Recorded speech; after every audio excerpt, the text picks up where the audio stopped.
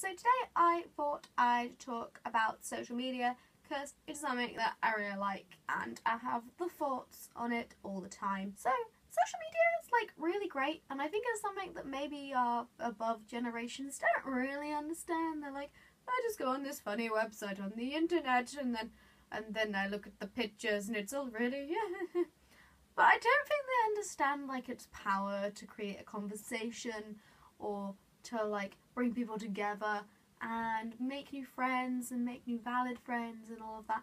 I just think that social media is like really cool. So because I find social media very interesting, I'm always on the hunt for like new social medias so I can keep up to date with all the things that are happening, whether I just check them out or if they're just a waste of time. And the two I'm trying to get into at the moment are called Medium and Ello, and I thought I'd talk to you about them.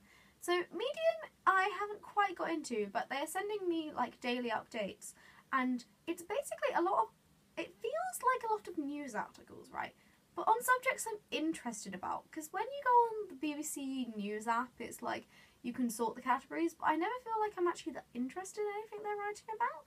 But with this, you can choose subjects like design or feminism or like human rights movements and stuff, and they just give you all these stories and writers, and it's just really interesting, and it's like something nice you can read in the morning instead of like the depressing news articles there are. Or, you know, if you're just waiting for something like a train or a bus or whatever, you can just flip it open and read something you're actually interested in instead of maybe spending that 5 minutes playing an iPhone game, which I'm not really against because I really like iPhone games. The next one is called Ello, and it's basically, I'm not really sure, but I know it's about creativity and making stuff, and that's why I want to get into it, because its motto is that it's for creative people and to do creative things. And I want to go design, and I'm interested in video making and painting and artists and music and all these things, and I just think it's a really cool app to have on my phone to maybe inspire me,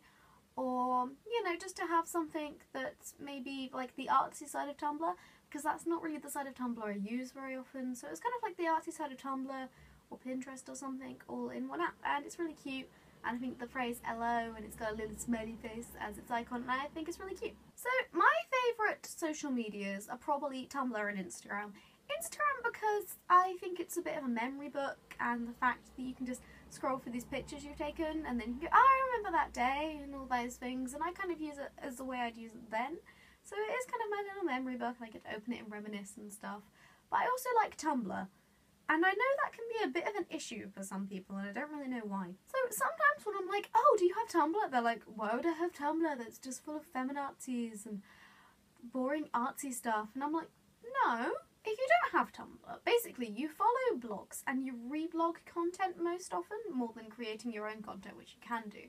But it basically means you're following people whose interests you find interesting, and interests become your interests, and you get to make this little collective of something that represents you. And I think that's much more than like when you have your Facebook page or your Twitter feed, because you can literally go, I really like that, reblog it, and then it's on there, and people are like, oh, they like this thing. And then, I don't know, it's just a collection of quotes and videos and music and images and jokes. Like, there's a really funny side of Tumblr, which I really love, but just the way, like, it all compiles, and it's really cute, and I really like it. One social media I'm trying to get into more at the moment is Twitter.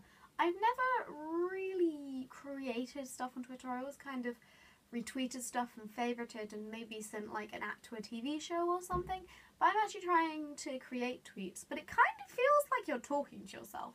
But I think that's quite useful. Like, instead of just maybe going to my friend, oh, something witty and funny, I can put it on Twitter and maybe make a list of things I find funny, and maybe someone will want to follow me and be like, oh, that's funny. So that's why I kind of use Twitter. Overall, I really love social media, just the way that you're able to keep a variety of apps in your pocket and then bring them out, and you have a whole world of creative content and a whole world of people and people's voices and people's opinions and people's interests, and it's just really cool.